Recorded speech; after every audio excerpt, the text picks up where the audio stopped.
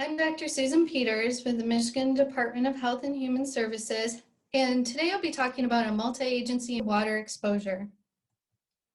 So this situation started in July of 2019 when our Department of Environment, Great Lakes and Energy received a request for assistance from a private homeowner who had recent illnesses and deaths in her pet dogs. And these were mainly neurologic with sudden onsets.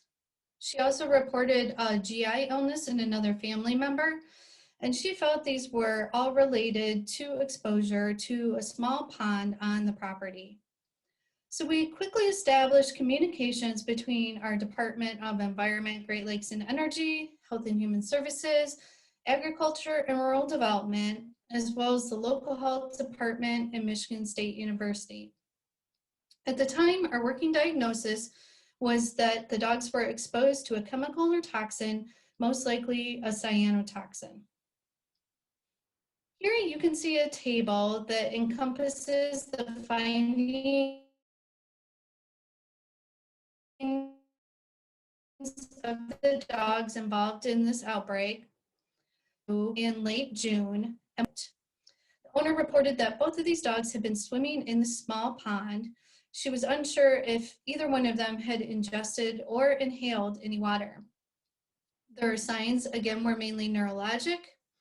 One of these dogs had a necropsy performed, and on that necropsy, an algae mat was found in its mouth. The other dog did not have a necropsy done. A few weeks later, on July 10th, a third dog was seen to be drinking the pond water and then vomiting. At that time, the owner administered oral hydrogen peroxide and took the dog to a vet who administered Benadryl, and this dog survived.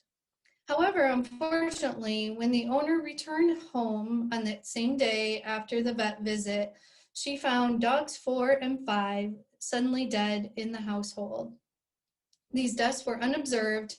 The owner reported that these 2 dogs had also swam in the same pond on the dates of their death, and again was unsure if they'd ingested or inhaled the water. The 6th dog in the household was reported to avoid the pond, not go in it, and did not have any illness. The ill family member was interviewed, and he reported having a fever and gastrointestinal symptoms. These had resolved by the time of the interview and no medical care was sought. He reported that he had on several occasions waded into this pond to pull out accumulated algae and weeds, and in doing so had fallen over into the water above his head several times. Unfortunately, we were unable to conclusively link his illness to the pond exposure, as it was similar to many gastrointestinal illnesses. And we did not recommend any testing at the time of the interview due to the time elapsed since his onset date. And from our environmental investigation, it was determined that the property had an organic hops farm on site. And there was no fencing around this, but the owners reported the dogs did not get into the hops. There were chemicals on site, but they were reported to be locked away. And herbicides and copper sulfate had been applied to the pond previously, but not in recent proximity to these illnesses. So this pond was fed by an artesian well, and as noted before, the owner reported extensive macroalgal growth across the bottom of it, most of which was Chara. And again, this growth was so extensive that the family member routinely went into that pond to physically remove it. This picture on the upper right shows an accumulation of that algal growth after removal. The owner of the dogs reported that she was unsure if they could have had access to this accumulated growth or any water running off of it. In addition, small floating mats of filamentous green algae were also observed in the pond, as indicated by the arrows. It's important to note that both of these types of aquatic organisms do not produce cyanotoxins. So an on-site visit was conducted to look for cyanobacteria, and none were grossly visible at the time of this visit. Under a microscope, only filamentous green algae was seen in water samples. Samples were collected for rapid field screening and confirmatory testing for several cyanotoxins, and as you can see here, those results were negative. The local health department also conducted an environmental assessment of the property and collected well water samples, and the only significant results was a slightly elevated arsenic level. At that time, there was no evidence of any type of contamination or potential access to toxins. Regarding the 4th and 5th dogs that died, those were sent to Michigan State University for necropsies. Unfortunately, the gross findings of those were unremarkable. In addition, the tissues from those necropsies were too decomposed to be examined additionally. And at that time, they were not submitted to an outside lab for any cyanotoxin testing. This was due to both the cost involved as well as the lack of environmental evidence at the time for cyanobacteria. So at this point, we were still looking for answers, and based on the evidence, we still had a high suspicion of a cyanotoxin being the cause, even though we didn't have the lab results to support it. We considered that we hadn't tested for saxitoxin, which is another cyanotoxin. And so the decision was made to go out in August to collect additional samples, and we might forward those for additional testing if needed.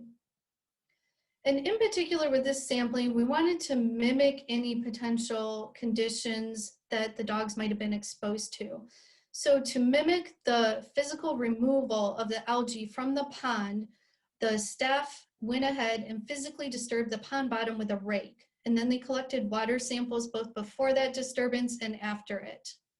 In addition, water samples were collected that had visible mats of filamentous green algae in them, both before and after this raking. And finally, buckets of clear water were collected as we wanted to potentially incubate and grow any cyanobacteria that might be present in the water. So the results from this round of sampling were as follows. 2 out of 4 samples tested for cyanotoxins ended up being positive for anatoxin A. Both of these positive samples had filamentous green algae present in them. The samples without filamentous green algae were negative for anatoxin A. The buckets that were collected to incubate cyanobacteria did not have any growth in them, but remember that these buckets did not have filamentous green algae in them to start with. As you can see in the picture on the right, in the samples that were positive for toxins, Oscillatoria cyanobacteria was identified. This is known to be a benthic or bottom-dwelling cyanobacteria that can produce anatoxin A. So we concluded that this was the first documented animal cyanotoxicosis related to benthic cyanobacteria exposure in Michigan. The symptoms were consistent with exposure to anatoxin A, which is a neurotoxin, and this toxin has been found in only a few surveillance samples of Michigan water bodies prior to this situation. There are some US states and other countries that have guidelines for anatoxin A exposure. In Michigan, we do currently not. And there's a wide range of values for these guidelines. And in addition, these are for human health. It's very possible that animals may have a lower threshold for illness related to anatoxin A exposure. And we concluded that Oscillatoria cyanobacteria was most likely present in both the pond sediments and within the filamentous green algae mats in this private pond, and that they were benthic, but they're known to migrate within the water column, and so they may have been moving up and down and causing different exposures to dogs at different times. Knowing this, the owner was going to treat the pond and was considering having it permanently filled in to reduce future risk. And what we learned in this situation was that in Michigan, we needed to broaden our surveillance scope for illnesses related to cyanobacteria and cyanotoxins. Before, we had assumed, based on surveillance evidence, that cyanotoxins were usually present only in visible scums or discolorations of cyanobacteria in water bodies. And now we were starting to see that perhaps clear water could host cyanobacteria, and specifically those cyanobacteria might be sequestering with other filamentous green algae, and that could potentially produce toxins to cause illness. We also noted we need to continue our outreach efforts to veterinarians to make them aware of the signs of cyanotoxicosis and as well what samples to collect and submit. As well, the multi-agency collaboration in this investigation was crucial to identifying the cause of these illnesses. Unfortunately, we have had more reports since then of positive antitoxin A results in association with clear water samples. One was a report of a canine illness that occurred at a county park lake, and in those locations, there was no visible scum, but when clear water samples were tested, they were positive for antitoxin A, and one of those had both oscillatoria and filamentous green algae in it. In another situation, during which routine surveillance sampling was being done at a public access lake, there was also evidence that cyanobacteria might be present in clear water, and upon sampling that clear water, antitoxin A was found. Luckily, no illness was reported, but there was a recreational advisory because of this. And so finally, this is going to really be altering our future risk messaging for cyanotoxins. We're not exactly sure what that's going to look like yet, but we do know that we may need to be rethinking our assumptions about clear water having a low risk or no risk for cyanotoxins. We also know that other states and national efforts are ongoing in this arena as well. Thank you very much.